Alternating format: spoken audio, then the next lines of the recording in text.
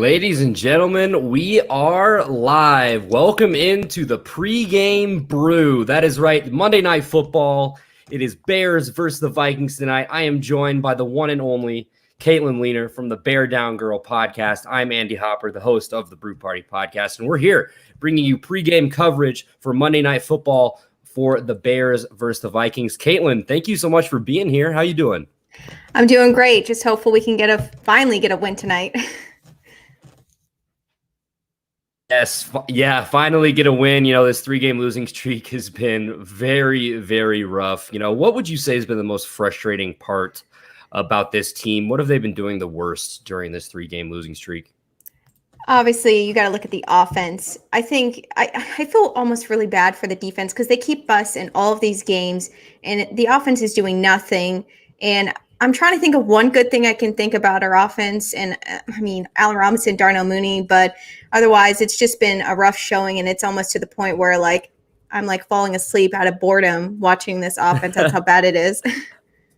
Especially in the third quarter, only 7 total points scored in the third quarter of this season. They're going to have to fix something about that the rest of the way if they want to have any chance at sneaking into the playoffs, making it back into playoff contention.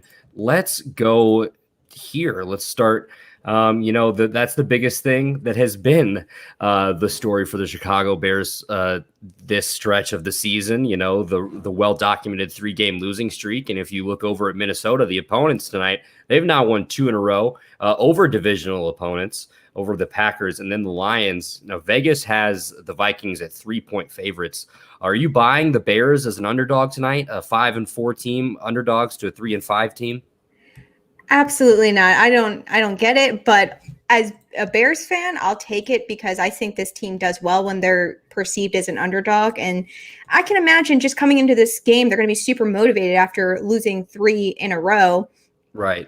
And I'm just thinking about, let's look at Kirk Cousins' Monday Night Football record. Do you realize he's 0-9? 0-9 on Monday Night Football. They still think he's favored to beat us on Monday Night Football. I mean, I don't know. Sometimes I don't get how they come up with these spreads, but I don't get why they're an underdog. They shouldn't be, and they're at home. I understand there's no fans, but home team should always have the advantage, you would think.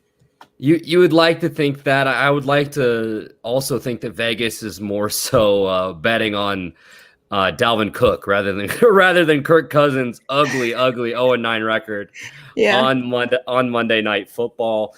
So let's talk a little bit about you for a second. You are the host of the Bear Down Girl podcast. Obviously, I've had you on the Brew Party before. Go check that out, guys, if you haven't heard it yet. Tell us a little bit about Bear Down Girl, where we can find that, and what your schedule is like. Sure. So you can find it on iTunes if you're an Apple, have an iPhone. I have it on Spotify now, and I also use it through the Podbean app, so you can download it there. I've been doing this ever since, the beginning of 2018, and at this time during the regular season, I drop 2 episodes per week. That would be a preview episode every Friday night to get you ready for the upcoming game. And then I come back to recap the game on Tuesday. So, yeah, stay tuned for tomorrow. I'll be dropping a recap. Hopefully, I'll be in a good mood when I'm recapping that game. So, but yeah, you can get that twice a week. Absolutely. Twice a week. Check out Katelynne's awesome work, Bear Down Girl podcast, on all platforms. I will be doing a post-game live stream with the one and only Gabe Flayton, the Minnesota Vikings fan. So, God help us, Bears, please, so we don't have a very negative post-game show. How's it going, guys? Best of luck tonight. Thank you, Hank and Dick Dorr from Review and Preview Big Blue Avenue checking in. So let's get back to the Bears real quick. A little insight into their little dry spell here, their losing streak. So they're being outscored 74-50 during this stretch. In the process, Nick Foles has been sacked 12 times, hit a total of 25 times, thrown 3 picks. He's only averaging 6.5 yards per pass attempt, and the Bears are averaging under 3 yards per rushing attempt. They've been held scoreless in 7 of their last 13 quarters. Now we've seen Nagy has moved on from the play calling, handed the play calling over to Bill Lazor, the offensive coordinator. What are your thoughts on that whole situation, Katelynne? Do you think this is something that's going to help this team? Is much going to change, or are we going to see more of the same tonight? So my first reaction is it felt like he was just succumbing to like peer pressure because everybody was just coming for him to give up play calling duties. I've actually been on the side of, okay, let's not put all the blame on Matt Nagy. He's one guy. Let's look at the whole situation. I think play calling was a fraction of the issue on offense. We have such a bad offensive line. I don't know what you can do to overcome that as a play caller. They can't run block, so you can't get any running game going. That makes their offense one-dimensional. And then Nick Foles has zero time to throw, so he's ending up throwing inaccurate passes, not being able to set his feet. So I just don't like this where we have to put Matt Nagy as the bad guy, and he's the reason for all of this on offense when he's dealing with a lot of personnel issues. Our running backs are all getting hurt. I don't think Ryan Pace really set him up on offense, especially look at the quarterback situation. Ryan Pace gave us Mitchell Trubisky, so it's like I don't understand how we can just put all the blame on Matt Nagy. And I don't know. I just don't want Bears fans to think that Bill Lazor is going to come in here and just like wave a magic wand and he'll make everything better when we still have all these other issues on offense. Absolutely. That's a great point. I don't think anything's just fixed overnight. Bill Lazor is just not going to sprinkle some magic. We all know that the Salt Bay meme or whatever it is, that's not going to happen. But it is kind of refreshing that Nagy kind of did realize that, hey, what I'm doing isn't working right now. So let's try something new. I'll be really interested to see what Lazor is going to be able to bring to this offense. You mentioned Hurt at running back, and then Pace has not done a good job with the depth of this team. You point to the offensive line right away, like that's the weakest link. I wouldn't say we don't have weapons, but in the backfield, it leaves something to be desired. And now our lead back, David Montgomery, is out for this game with concussion, leaving us to hear. You're going to love this cast of characters we are going to be able to see in the backfield tonight, folks. Ryan Nall, Cordell Patterson, undrafted rookie Artavis Pierce, and then Lamar Miller has been called up from the practice squad. I'm actually excited to see if they're going to get Lamar Miller any snaps. Out of that group, Katelynne, who are you looking for? Who do you think is going to be able to make an impact, if any, on this game? I mean, they weren't really making an impact with David Montgomery because the offensive line was so bad. So I don't know how great these guys will do. But I'm with you. Lamar Miller, I'm definitely curious to see what he'll be like. I understand he's coming off like a torn ACL. So that's no, like nothing to snuff at. So like, I'm down with the Cordell like experience. Like we can use him on special teams, but Matt Nagy just seemed a little too obsessed with him, and he's more of a gadget guy. The fact that we went in this year having Tariq Cohen and Cordell being our backup running backs, we were set up to fail. And so I think I'm only interested in seeing Lamar Miller because he's new. We haven't seen him. The other guys, I kind of know what to expect from them. So I don't know. We'll see with this running game. I don't feel positive about it. Right. We're talking about a 2018 Pro Bowler here, Lamar Miller. He obviously injures his ACL in 2019 with the Texans. That's his last game action. Been on the practice squad for the Bears. I don't think the whole season, but the majority of the year. And Nagy has said good things. You know, he's worked hard. We're excited to see him. He goes, I think when he's right, he's one of the more talented backs in the NFL. And to think that we could have a guy like that on our team, Nagy seemed very excited about it. The Vikings defense also isn't that great against the run. Let's not kid ourselves here. They're the number 20th ranked rush defense in the NFL, and they're allowing 125 rush yards per game. I'm not really sold on the Vikings defense here, but you also have to like their chances if they're facing a ragtag group here. We talked about it last time, ... Trubisky RB2. Grant, Trubisky is still out with a shoulder injury. Thank you, sir. So let's move on. Cody Whitehair is now back in the lineup. He's been activated from the COVID/reserve list. The offensive line struggles are well documented here, Katelynne. Can Whitehair bring anything to this OL? Do you think the performance can be expected to be a little bit better with a veteran presence there like Cody Whitehair? I mean, he's definitely our best offensive lineman, so it's definitely a big upgrade we're getting back. And he's also a big leader across that line, so he could definitely make them better. He can't block everybody. He's still got to rely on his other guys to do their job, and they're not doing their job half the time. So he's only one guy, so I don't think he's going to come in there like Superman and just save the day. So I don't know. Absolutely. I also Eric Kush has been activated from the practice squad. He's had multiple stints with the Bears, and he is back now. I'll be interested to see if he will get any playing time. I believe Jason Spriggs was questionable. Alex Bars could also see a couple snaps on the offensive line. As far as the Vikings injury report goes, I believe Drew Samia has reportedly tested positive for COVID-19. He will not play. Cornerback Cameron Dantzler with concussion, he's out. And defensive lineman Jordan Brailford has a personal reason, so he is also out. Cameron Dantzler being out in the secondary, I think, will be big to an already not so great secondary. We'll talk about their woes against the pass here. We'll do it right now. Let's start with Nick Foles. What can Nick Foles do to be successful tonight? The Vikings are allowing 287.8 pass yards per game. So for me, for Nick Foles, I need to see him throw the ball down the field. Especially last week, we would get in these second and long and third and long situations, and he would dump it off to a running back or, behind the line of scrimmage. It's like, throw the ball down the field, look for your playmakers, and Darnell Mooney and Allen Robinson. They're the kind of guys where you can just throw it in their direction.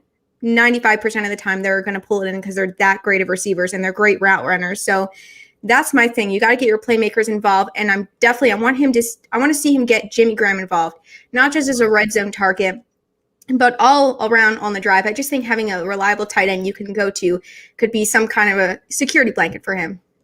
Absolutely. I think getting the tight ends involved is going to be very important tonight. Open up the middle of the field. Obviously, Harrison Smith is a very big presence as a safety for the Vikings. He always seems to be a pest against the Bears. Can Nick Foles take advantage of those little out routes across the field to Kmet, to Jimmy Graham, the tight ends, open up the middle of the field? You'll take that on a first down, set up a 2nd and 5, second and manageable. I do think they're going to need to throw the ball a little bit more. We're not certain what we're going to get from this running back crew, and I think this is the team that they're going to be able to do it against, or should do it against. We thought they'd be able to attack the lowly Titans defense last week, and it didn't really happen. So if we're talking about the OL, are they going to be able to give him any time? The last 3 games, his 3-game losing streak, 12 sacks allowed. Nick Foles is only averaging 6.5 yards per carry, and the rushing game is only averaging like 2.9, right under 3. What has to change for this defense or this offense tonight, Katelynne? Well, like you said, start to the offensive line, and it has to start with them, because we can't get any kind of running game going or any kind of passing game going if we don't have any kind of blocking up front. Mm-hmm. So I think what they could do to kind of deal with this issue that they're dealing with which is a bad offensive line, is get the ball out of Nick Foles' hands quickly. Short passing game, just quick routes, kind of simple, get the ball out of his hands, but to your receivers, like down the field. And I think that's, if they can move quickly, maybe incorporate a little bit of hurry up, I think that could make their offense a little bit better to kind of mask that issue up front. Yeah, absolutely. I think working out of the shotgun and quickly, like, let's go hurry up offense the whole time. Let's come out swinging when you need this. That seems to be the only consistent time this offense has been able to do anything. They have, I believe, 96 points scored in the fourth quarter all season. And that's by far the most out of any of the 4 quarters. It's because they always seem to be coming back. They always have to have that fire lit under their ass in the fourth quarter when let's go. So why not do that the whole game? Why not try to mix it up? Right. I love that point. And then if we're looking at their pass defense, they're the number 30th ranked pass defense in the league. They're not good back there. They have came into their own a little bit the past couple weeks. Obviously 2 big wins. They did have 2 sacks last week against Detroit, and they have 16 total on the season. So it's not like they can't disrupt anything. They did have 2 interceptions last week as well. But this has got to be the game where Foles takes some shots downfield, and we can't be averaging 6 yards a pass attempt. So can our offense put a full game together, Katelynne? And how many points will the Bears score in the third quarter? I mean, that's the hope. I want it every week. I just don't know if I'm actually going to see it. But yeah, we're facing a less than defense, so you think they have an opportunity, but and other opportunities when they were facing a not so good defense, they still weren't putting up a bunch of points. But the key is the third quarter. And can I get one touchdown? I'm not asking for a lot here. And the thing is, it's like, what is the issue? Are they not making halftime adjustments? Or what are they doing on offense that they can't come out of halftime and do anything positive? So that's the key. They really, first quarter and third quarter are the two money quarters for me. If you do well in those quarters, you're not going to have to feel like you have to come back from like 17 down in the fourth quarter. Just give yourself a little bit of cushion. So the key is, if you do well in the first quarter, get off to a great start. And then the third quarter, I think that could be the key to them having a great day on offense, basically. Yeah, absolutely. I love that point. And like I said, I think starting quickly is going to be huge. Let's move over to defense, what they're going to be going up against. Dalvin Cook, he's the league leader in rush yards, 858, league leader in rushing touchdowns with 12. He's been an absolute monster over the past few weeks, over 200 yards and 2 touchdowns last week. And then if we're looking at as a whole, I actually have the numbers here. So 478 yards from scrimmage and 6 total touchdowns in the past 2 games. How the hell are the Bears going to stop him? What's the plan here? Well, I feel more confident that they can because of what they did last week against Derrick Henry. And some could say Derrick Henry's a better running back than Dalvin Cook, and they were able to shut him down. So let's look at the stats real quick for Derrick Henry last week. So if you take away that one big run he had late in the game, most of the game they were shutting him down. And if you take away that 26-yard run, he had 20 attempts, 42 yards with a 2.1 average. So basically the defense did their job in shutting him down. And at that point when they gave up that big run, the game was pretty much out of hand. So I don't fault them too much for that. But overall, they found a way to shut him down. So, this whole season they've been giving up a lot of rushing yards, but because of what they did last week, and also let's take flashback to 2019 when they faced Dalvin Cook and they completely shut him down. And you still have the same core group of defensive players. So I feel confident that they can shut him down. And it's a division opponent. They know him well. So I feel confident that they can shut him down. So I don't think they're like going into this game.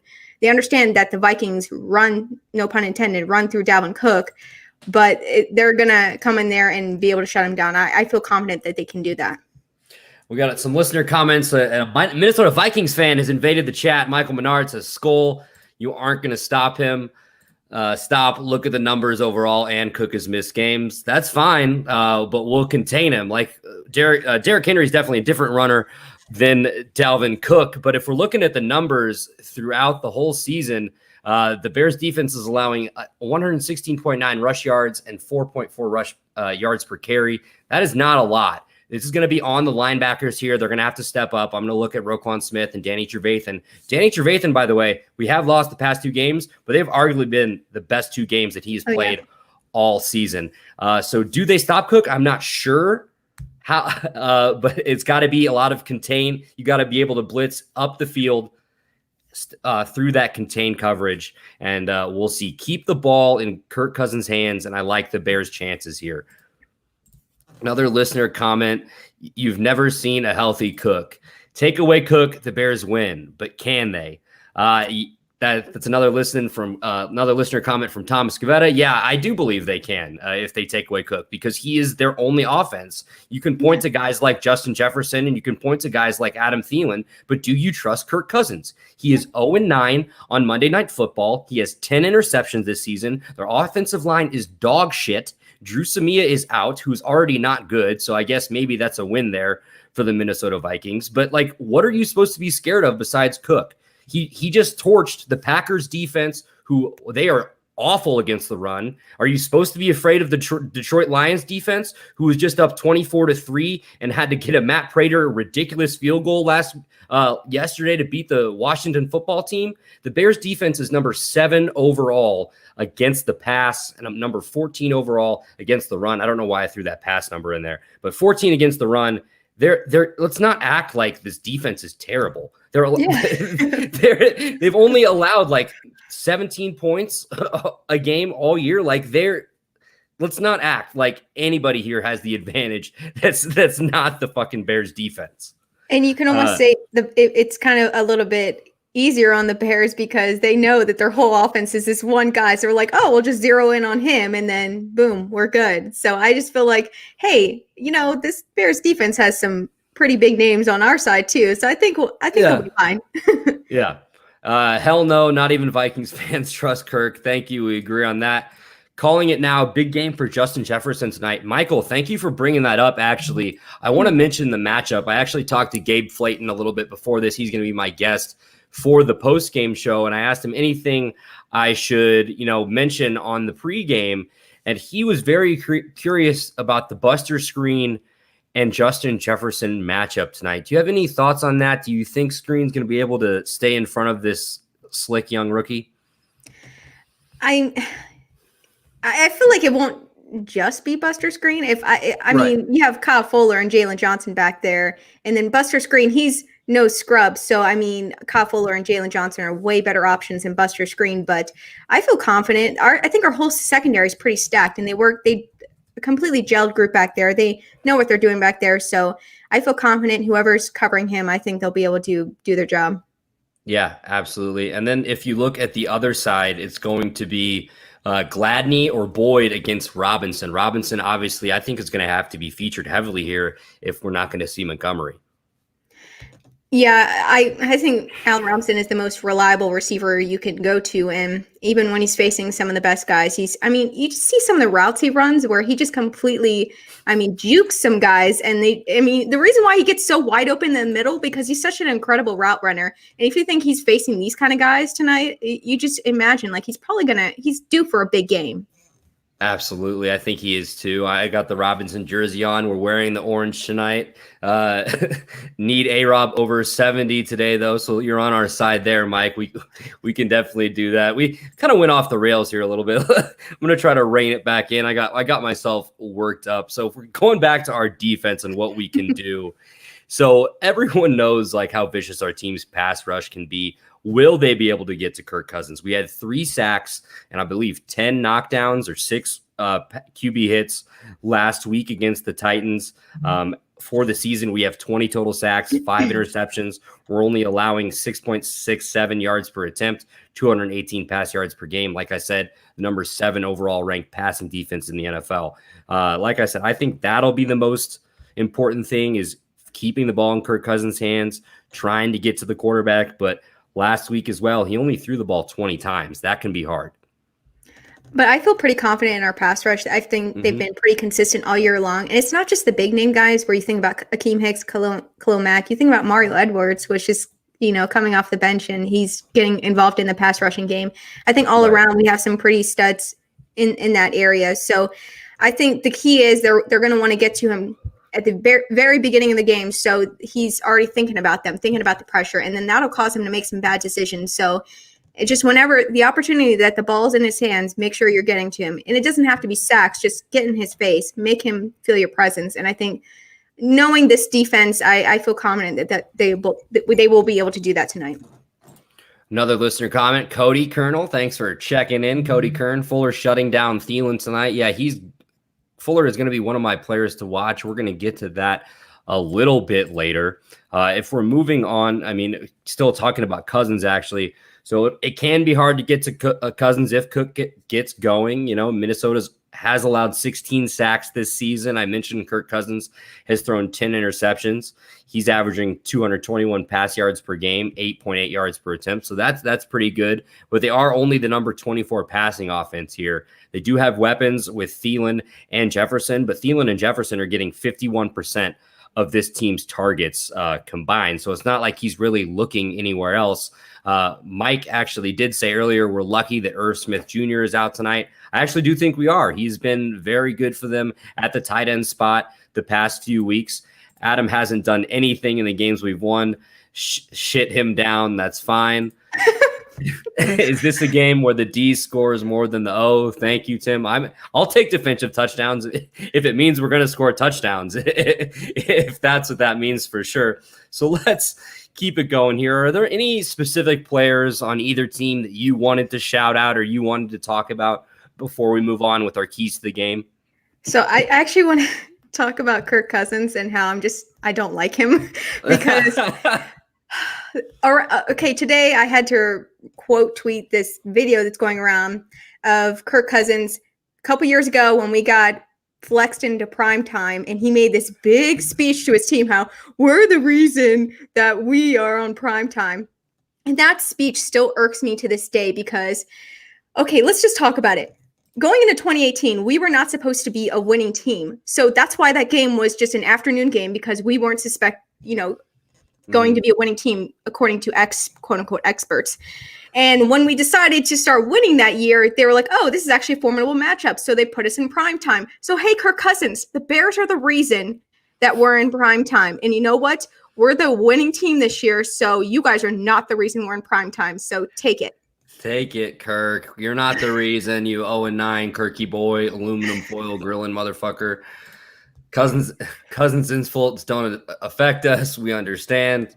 But as long as you understand, because we're the same. The Trubisky insults and the Foles insults don't even get to us anymore.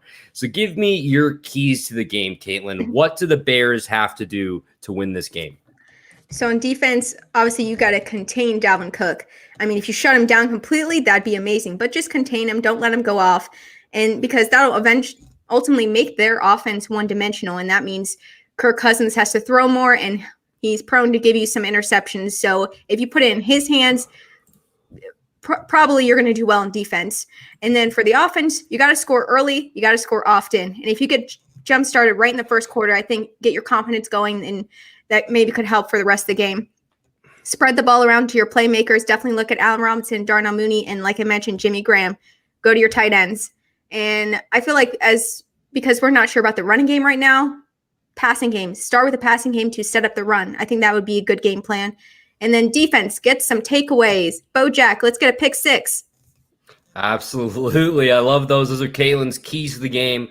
Lock those in. That is what the Chicago Bears need to do to win. Matt Nagy, I hope you are listening. So my keys to the game, I'm going to start. They're pretty similar to yours. Limit Dalvin Cook. Keep the ball in Cousins' hands. I think that'll lead to turnovers, lead to sacks, and stay off the field. This defense forced 7 3-and-outs and 8 punts versus the Titans. Like I said, they've posted 5 sacks, 14 quarterback hits, 23 tackles for loss, 10 pass deflections, and 1 takeaway during these last 3 games. They're also limiting their opponents to just 17 fourth quarter points in the last 3 games. So that'll be essential. Limit Dalvin Cook. Keep the ball in Kirk Cousins' hands.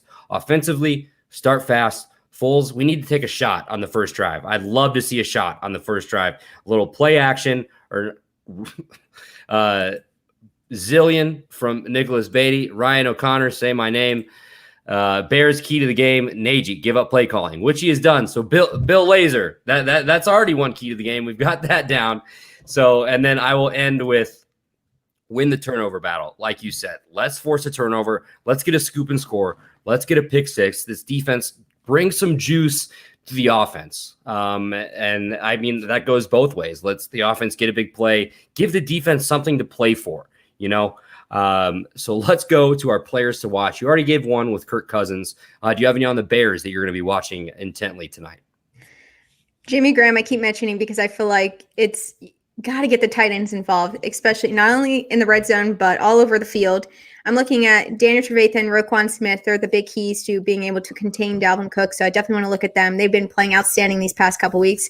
And then Darnell Mooney, he's, especially against their secondary, takes him up, shots down the field. He's a great deep option. So if he gets some big plays from him, that'd be great.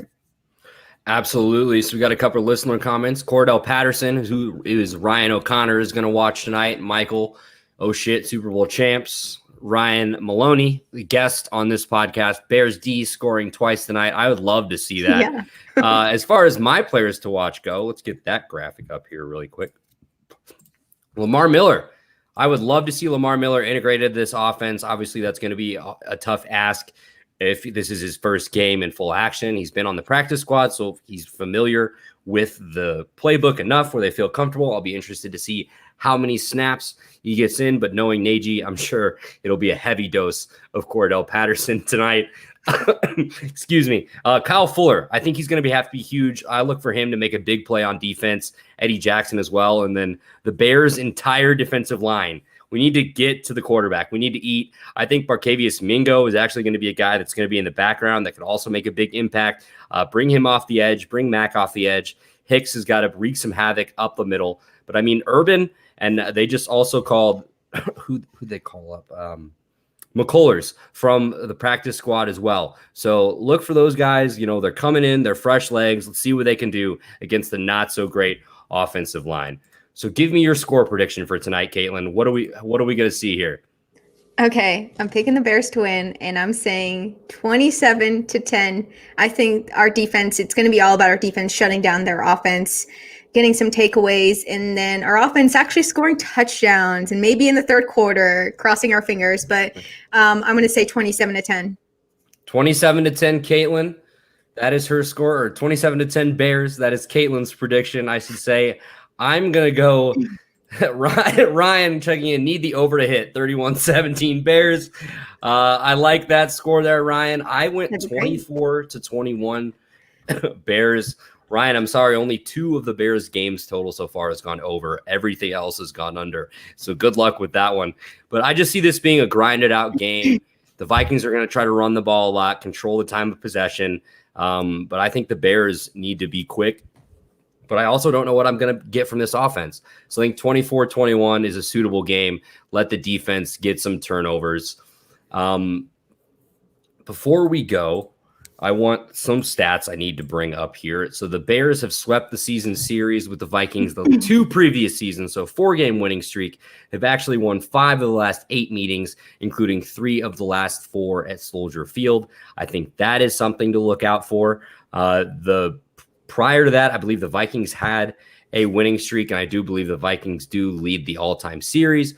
But it's a new year. Bears are 5-4 going into the game. The Vikings are 3-5. So after I get Katelynne's closing thoughts on this game and anything else she wants to talk about, we have a very special pick from Brew Boy. Brew gives his Monday Night Football pick live on the Pregame Brew. Katelynne, your closing thoughts before I get you out of here. I can't thank you enough for joining me. I'll definitely be following your Twitter feed throughout the game for sure. Yeah, definitely follow my Twitter feed because I get a little angry, I get a little happy, but it's all fun. But I just want to have something to cheer about from this game. Offense, give me something to feel good about. We're on national television. Everybody's watching us. So maybe, give us a good showing. That'd be great. Thank you. Absolutely. I think it all boils down to the offense here. It's the defense has never been in question. Doing a live Brew pick. Yes, Mike, I have the video that I'm going to show here in just a second.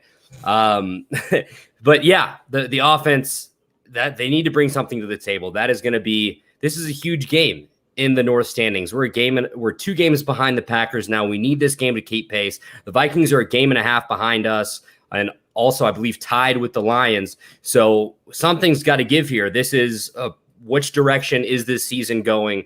4-game losing streak down out of the playoff picture, or kind of a resurgence here and a pick-me-up game? Katelynne, thank you so much for joining me on the first ever Pregame Brew, first ever Bears pregame show. Legendary stuff. I love your podcast. I love what you're doing over at Bear Down Girl. Your takes about the Bears are fire, and I agree with all of them.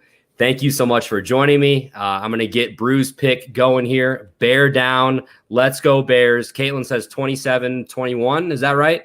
27-10. 27-10. Okay, I like that a lot better. Let's go. Let's go. Let's go. Tim, don't ruin things yet. All right. Thanks, Katelynne, so much. You have a great rest of your night. Thanks, you too. All right, guys. I got Brew's pick coming right now. All right, here we go. Brew's back. It's a big one. Premiering on the Pregame Brew. It's Brew's primetime pick. Not yet, Brew. Not yet. So he's 6-4 overall when picking games. We got the Bears and the Vikings tonight. Bears on the left, Vikings on the right. All right, Brew. Let's go. Brew's hammering the Bears and apparently the Vikings second half. And that was Brew's pick. This has been the Pregame Brew. Let's go Bears. Bear down. Tune in tonight. As soon as the game ends, we're looking at about 10:30 Central Time. Gabe Flayton, the host of the North Pole, a great NFC North show from Review and Preview Sports, joins us for the post-game brew, giving our live reactions to the game, all of our thoughts on how the rest of the season is going to go for the Bears, the Vikings, the rest of the NFC North, playoff predictions, instant reactions to the game, what we thought, recapping a definite Bears victory. Bear down, beer up, little brew party drinking game. Every time the Bears score, take a shot. Every time they kick a field goal, that's 2 chugs out of a beer. Every time we score in the third quarter, that's 2 shots because we don't do that a lot. A few listener comments I'll get to here, and then we are getting out of here. Oh, my. Laughing, sign Tim's check. Hammer the Bears tonight, folks. +3, money line, bear weather. Orange jerseys are coming out. 0-9 Kirk Cousins on primetime. Foles is coming. Resurgence. We need it. Mac's about to eat. Eddie Jackson's getting a pick 6. Kyle Fullers is going to knock somebody out. Let's go, Bears. Thanks for joining me. This has been the Pregame Brew. Go follow us at The Brew Party on Twitter, at The Brew Party on Instagram, at The Brew Party Podcast on Facebook. All of our podcasts are available anywhere you get them. Pandora, Apple, Google Podcasts, Spotify, TuneIn Radio, iHeartRadio, all that good stuff. Let's go, Bears. We got about 40 minutes to kick off. We're here. Chicago Bears, Minnesota Vikings, Monday Night Football on ESPN.